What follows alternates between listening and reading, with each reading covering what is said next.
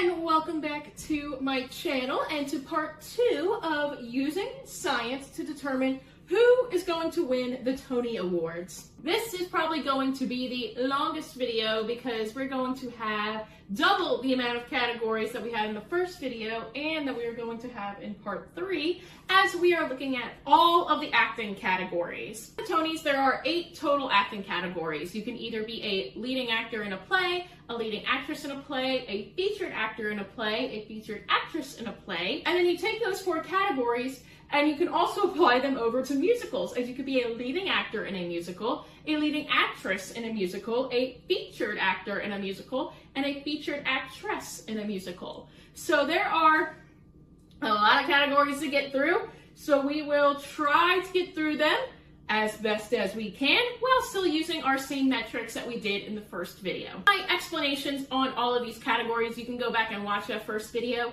But essentially, we are going to be looking at the 3 main voting bodies for pre-Tony Awards recognition given out. You will get 1 point if you are nominated, and you will get 1 point if you win.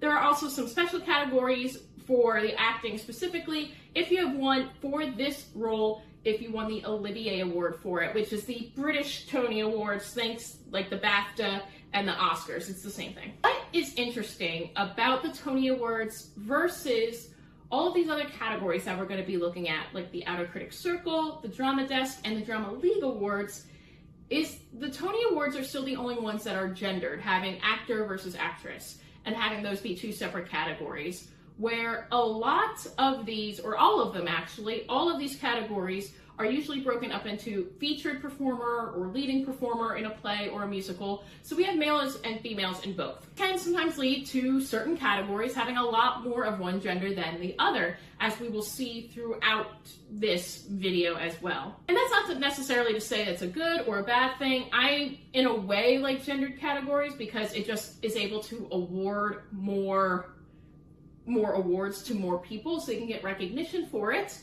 But then something like the Drama Desk Awards are able to give out 2 awards for their leading categories. So you could still have a male and a female for that, or you could have 2 females, or you can have 2 males. It really doesn't matter. We will be using that science, those points across the board, and we will be starting with Best Featured Actress in a Musical. What's the official title? It's Featured Best Actress in a Featured Role in a Musical, I think is like the full actual title of it. For this, we have Shoshana Bean in The Lost Boys, Hannah Cruz from Chest, Rachel Dratch from The Rocky Horror Show, Anna Gasteyer from Schmigadoon, and Michelle Lewis from Ragtime. Again, with this category, for the acting categories, along for things like direction and all of the production design, these categories are across both revivals and new shows. So you can fall into this category whether you're in a revival, like these 3 ladies, or if you're in a brand new show like these 2 ladies. It doesn't really matter. And I will say this category is a little slim. I think this is the category that was a little surprising in some points, but also kind of predictable in a way. But when it comes to a featured actress in a musical, none of these women were nominated for Outer Critics Circle's awards, and also none of them were nominated for Drama Desk Awards. But one was nominated for the Drama League Award for Best Distinguished Performance, and that was Shoshana Bean.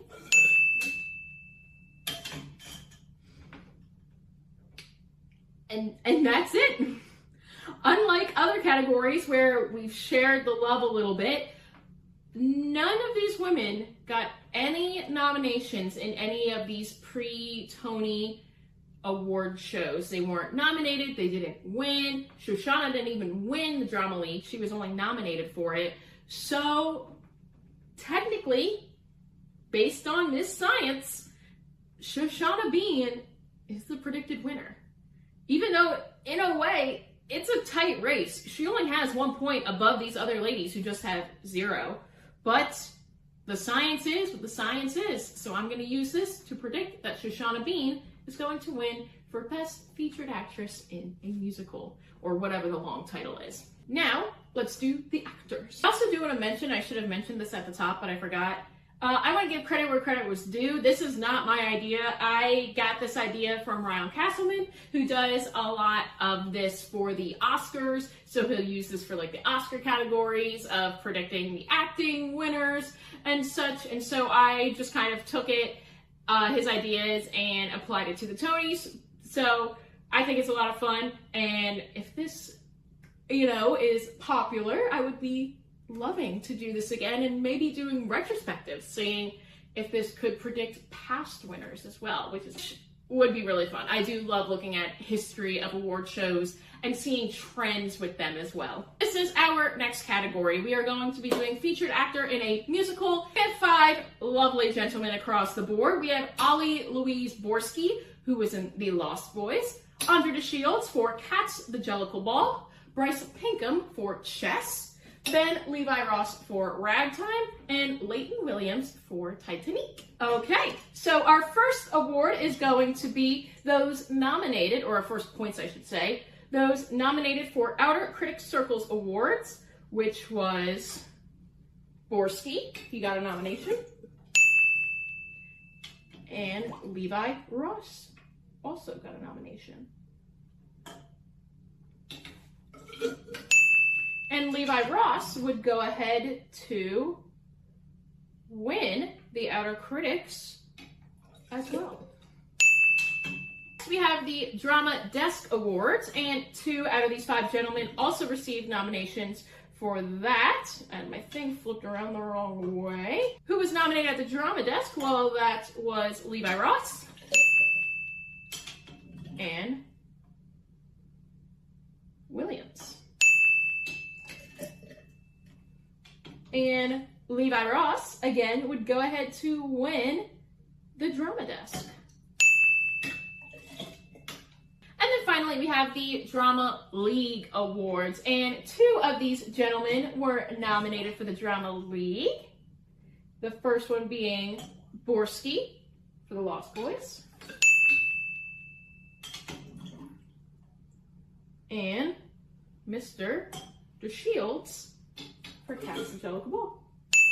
But neither would end up winning. We will be giving out a point for the Olivier Award win because Leighton Williams, I believe it was 2 award seasons ago, won for their role as the iceberg in Titanic for Best Featured Actor. All right, so taking a look at our points here, we had a few, distributed around, but Ben Levi Ross from Ragtime looks like he is going to be the winner. It does not surprise me. I think that Ragtime is going to walk away with a ton of acting nominations, as we'll kind of work through in my little brain. I think that's how it's going to work, but we'll see if the science checks out there. And it doesn't surprise me. I've heard nothing but great things about Ragtime. So it does not surprise me that he is here. Then we have Borski and Williams in a close second with 2 points a pop. Levi Ross at 4, and then we had DeShields also with 1 point, and unfortunately none for Mr. Pinkham. Potentially, I think Andre DeShields could be a little bit closer as he is a veteran. People love Andre DeShields. People are loving this rendition and this revival of Cats. So it wouldn't surprise me if he is really in second place or could potentially be the black sheep to come and win this award. It's a science, and I'm going to go with making Ben Levi Ross my prediction for Best Featured Actor in a Musical.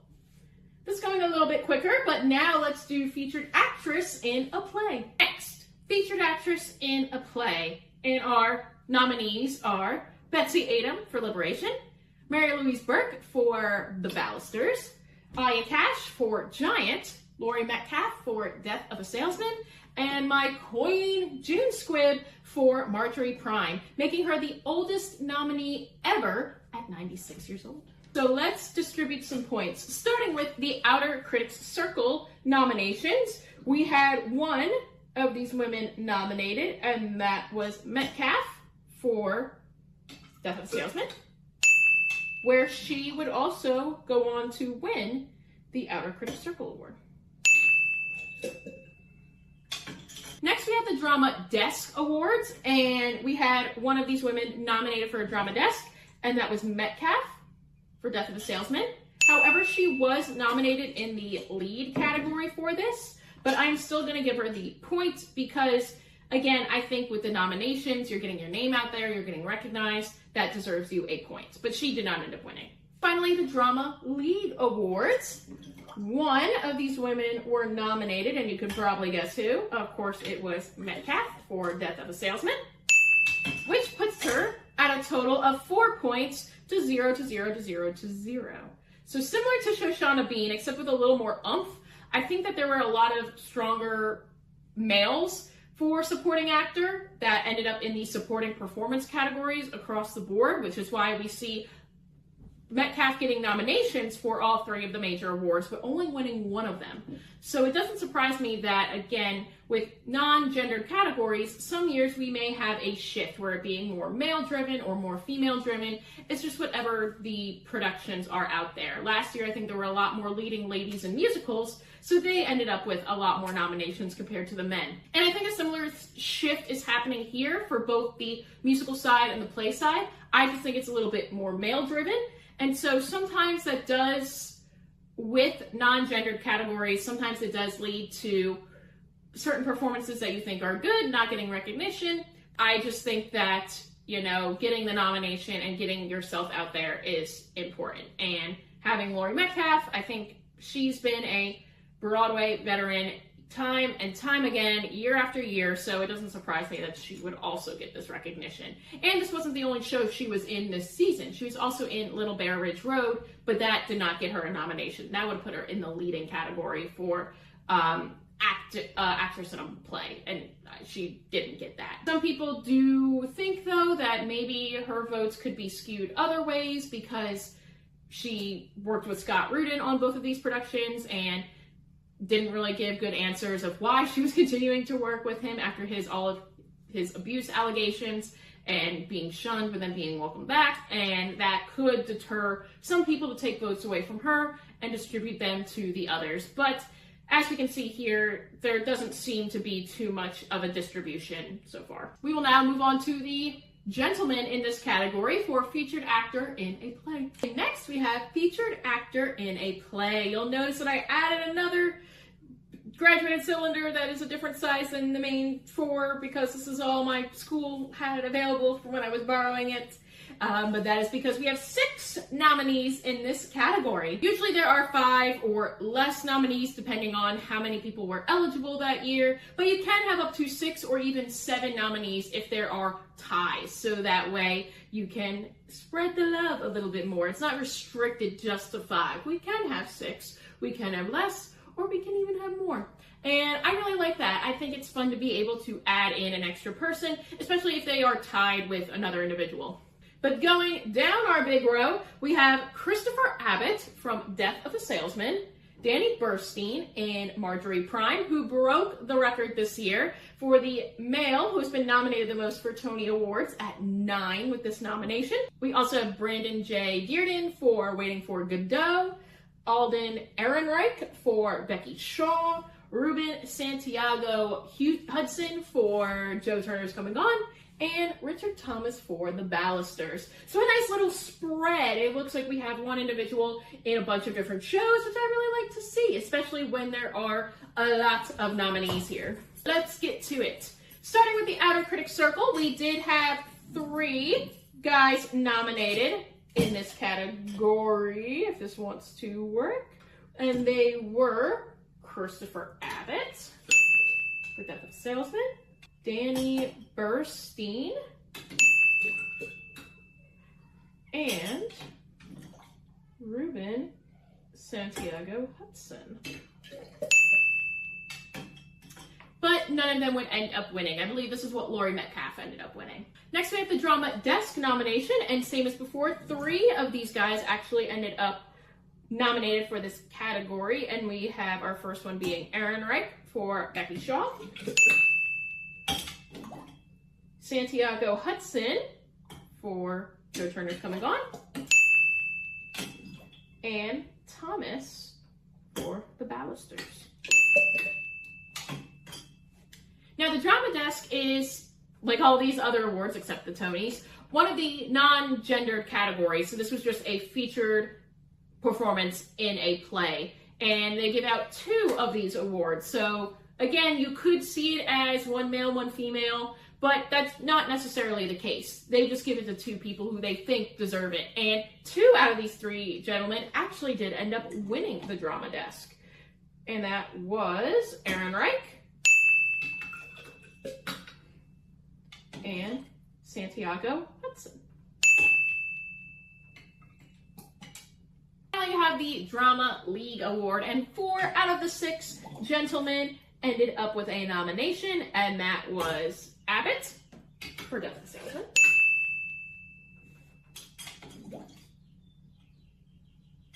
Dearden for Waiting for Godot,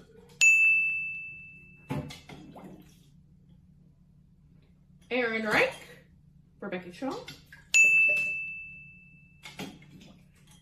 and Santiago Hudson for Joe Turner's Come and Gone.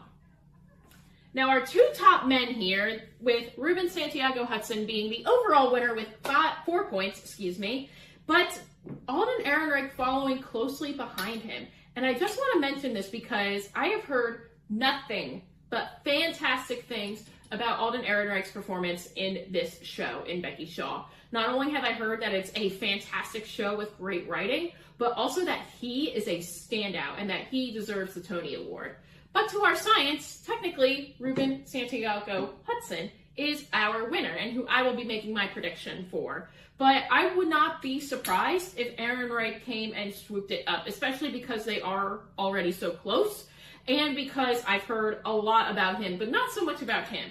Nothing like, oh, he's bad, but I just haven't really heard a lot of buzz for his performance. But I also haven't really heard a lot of buzz for Joe Turner's Come and Gone, just little things here and there, but I hear it's fantastic from the little bits that I do hear. So I'm very surprised that this hasn't been talked about more. So I do think that Ruben Santiago Hudson is going to be the winner, but I would not be surprised if Aaron Reich also wins it. These 2, I think, are very close. Behind them is Christopher Abbott for Death of a Salesman. I think he is kind of riding on the Death of a Salesman wave and hype because of how well it's doing in nominations for like direction, and Laurie Metcalf just won, as we saw. So I would not be surprised if he's a little bit more in consideration. But all of these men, there are 6 of them, and all of them got some type of point, at least 1 at the minimum. And I think that just shows that there is a lot of good performances coming from the men this season. And I really can't wait to see this award. I think this one might be one of the closest ones of the night, in my opinion. Now we will move on to the leading categories, starting with leading actress in a musical. The first category in our leading performances is going to be leading actress in a musical. And we're back down to 5, as we can see here. And our nominees are Sarah Chase for Schmigadoon, Stephanie Hsu for the Rocky Horror Show, Casey Levy for Ragtime, Marla Mendel for Titanic, and Christiana Pitts for Two Strangers Carry a Cake Across New York. As I've said, Two Strangers is the only show that I've seen, and I haven't even seen it on Broadway, so I'm rooting for Christiana here. But there are some very strong performances across a wide range of shows, some that are funny, some more serious, and others that are in between as well. We have another funny, another kind of funny show, but more of a deep character. So we'll see how that shakes out amongst these nominations. First is the Outer Critics Circle, and only one of these women actually ended up with a nomination for the Outer Critics Circle, and that was Sarah Chase for Schmigadoon. She did not win, but she was nominated. Then we have the Drama Desk Awards, and 3 of these women were nominated for Drama Desk Awards. The first being Hsu for the Rocky Horror Show. However, she was nominated in the featured category because there was debate back and forth. A lot of people thought she was going to be going featured, but she ended up going lead and ended up with the actual Tony nomination, so I think that's pretty impressive as well. But for the Drama Desk, she was nominated for featured. But then we also had Casey Levy nominated as well. I lied, I think I said there were 3 women nominated. There's only the 2. But Casey Levy did end up walking away with one of the 2 wins in the leading category, so she gets another point for the Drama Desk win. Then Then we have the Drama League Awards, and all 5 of these wonderful women ended up with nominations. So we're going to give a point to Chase, a point for Shu,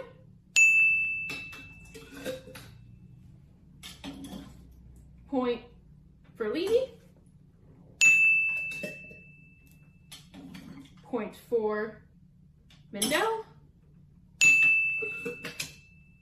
and a point for Pitts. So our final results do have Casey Levy taking home the win for Ragtime.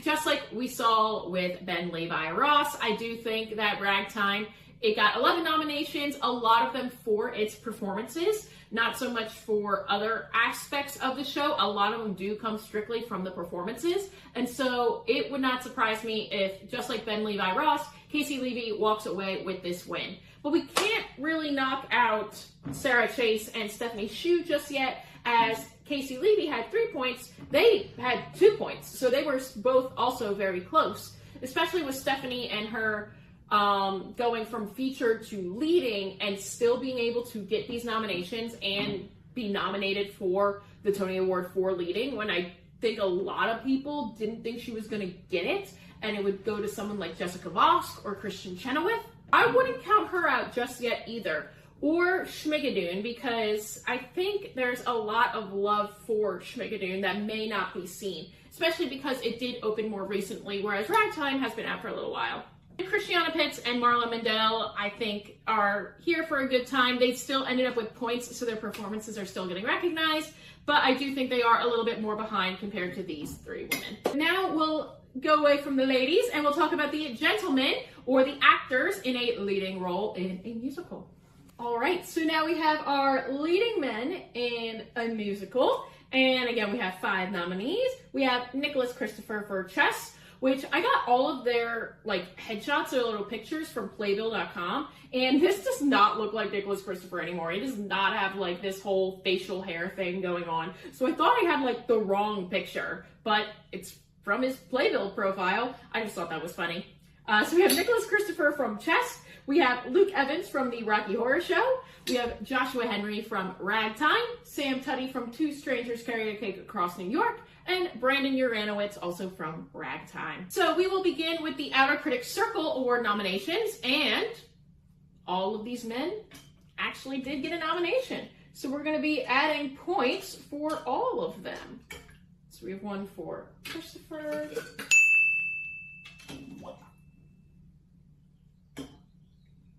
1 for Evans, 1 for Henry, 1 for Tutty, and 1 for Uranowitz. For the Outer Critics Circle, who ended up winning in the leading category? Well, that would be Mr. Joshua Henry, who ended up on top. So another point for him. Next, we have the Drama Desk Awards, and just like before, all 5 of these gentlemen ended up with nominations. So we have 1 for Christopher, 1 for Evans, 1 for Henry, 1 for Tutty, and 1 for Uranowitz. It was a really good year for leading men in performances. And that's what I'm kind of getting across the board as well, because we see so many of these gentlemen getting nominations, but not really a whole lot of love shared throughout with the leading female performances in this category of musicals. But with his Ragtime partner, Casey Levy won the Drama Desk for the leading performance, and she's sharing that with Joshua Henry as well. And finally, we have the Drama League nominations, and only 4 out of 5 of them got nominations for that, and that is Nicholas Christopher, Luke Evans, Joshua Henry. And sorry, Sam, Christiani got this nomination.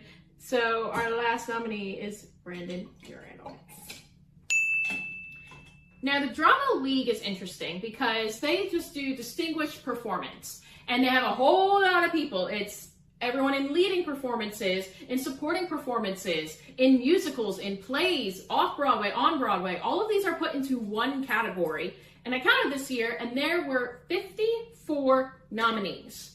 And out of these nominees, only one person gets awarded for it. Again, this is across not just leading and supporting, they're all put in one category, but also Broadway and off-Broadway put into the same category, musical play put into the same category, and we have our winner. The Drama League winner, again, out of 54 people, was Mr. Joshua Henry for Ragtime, which is insane.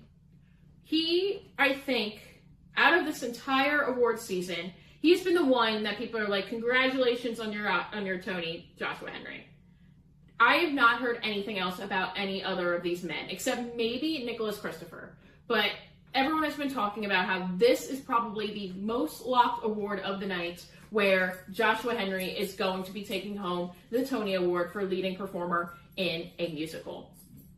He's been nominated a few times before, he's never won anything, and people are saying that this is his time, and that he is absolutely fantastic in Ragtime. So it's not like a legacy award for an okay part, like he is absolutely fantastic in this role. And as we can see here, he has gotten the most amount of points for any of the acting categories, as the most points before would just be for 5 because of that Drama League award, only awarding it to one person. And this year, it being Joshua Henry. Of course, my personal favorite is Sam Tutty. He is the only one that I have seen because I love Two Strangers Carry a Cake Across New York. But every interview I've seen with Joshua Henry, every just interaction he's had, he seems like a really great guy and an amazing performer. So I'm excited that he is probably going to take home this Tony Award. This is the one that I knew that the science was going to work out for it because I just knew it was going to. But now, as my table gets messier, we only have 2 more categories left, both leading performances for both actor and actress in a play. And we will start with the actress category first. Our last actress category that we are looking at is leading actress in a play. We have 5 fabulous women up here, and we have, coming off of her Oscar nomination, we have Miss Rose Byrne for Fallen Angels, Carrie Coon for Bug, Susanna Flood for Liberation, Leslie Manville for Oedipus, and Kelly O'Hara also for Fallen Angels. So I'm really glad that both of the leading ladies in Fallen Angels were able to get nominations for this. For doing research for this, I wasn't really sure what the vibes were for this particular category, but then as I started to look through it more, it made a lot more sense. But first, let's start with the Outer Critics Circle Award nominations. This was given to 3 of these nominated women, and the first being Rose Byrne for Fallen Angels. Then we have Leslie Manville for Oedipus. Fix yourself, Leslie. There we go. And Kelly O'Hara for Fallen Angel as well. But none of these women would end up winning for this category. Then we have the Drama Desk Awards, which only one woman was nominated for, and that was Leslie Manville. And she also ended up winning the Drama Desk as well. Then we have the Drama League Award, and 4 out of 5 women were nominated for this category, including Byrne,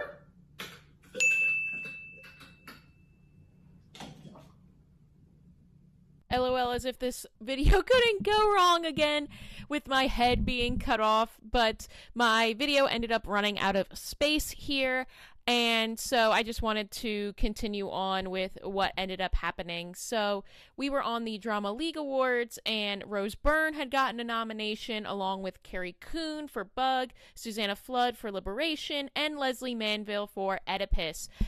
Kelly O'Hara did not end up getting a nomination for the Drama League. And as we just saw, Joshua Henry was the one overall winner. So none of these women ended up getting any points more for the Drama League. But one more point was awarded to Leslie Manville, as she actually just won the Olivier Award for Best Actress in a Play for the same character in Oedipus. So she gets an additional point.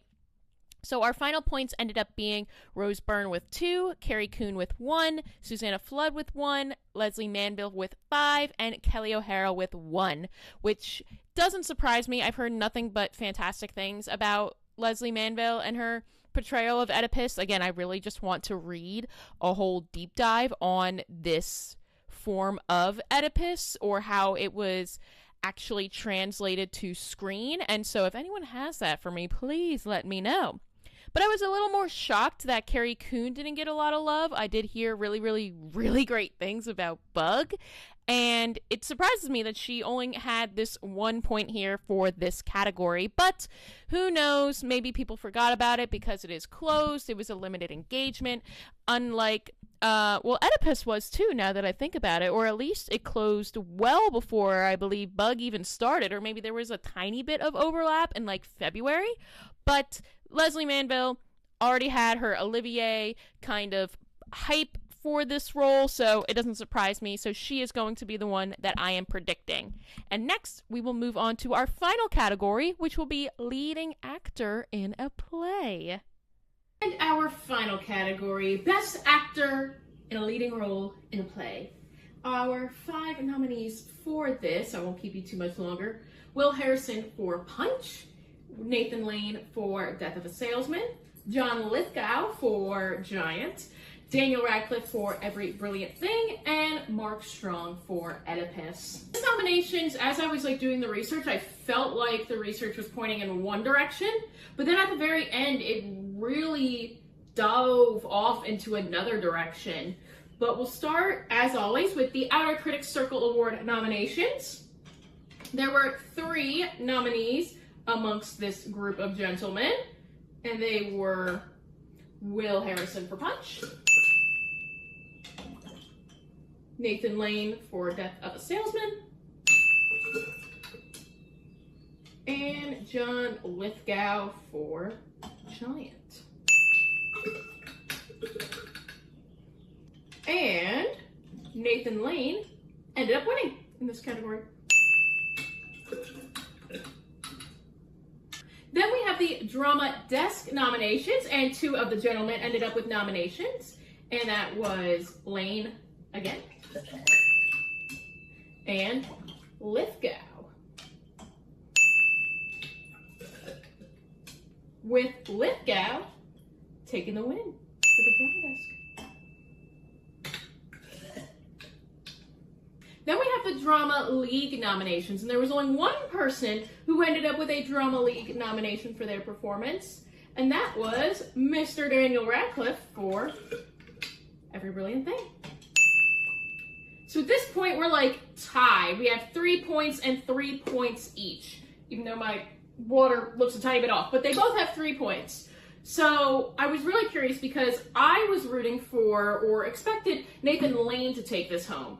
But then I did a little bit more digging and found that this past year, so in very recent memory, John Lithgow won the Olivier for his role in Giant.